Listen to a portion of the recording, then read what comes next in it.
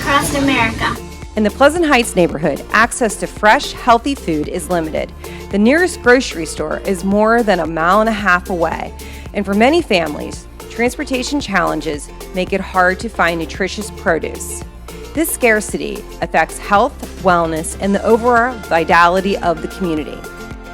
That's where McKinley STEM Academy steps in. Through Gardening Together Tuesdays, students are tackling food insecurities head-on, transforming a community challenge into an opportunity to learn and serve. Supported by the USDA Farm to School grant, students grow, harvest, and share fruits and vegetables right from the school's greenhouse, tower gardens, and raised beds. These spaces become living laboratories where science, engineering, and civil responsibility come together.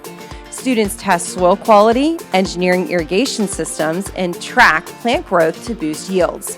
The food they grow is shared through the McKinley Mini Farmers Market, providing affordable produce and teaching entrepreneurship, budgeting, and community service. By working with the Ohio State University Extension Masters Gardeners and local volunteers, students learn sustainable gardening and environmental stewardship.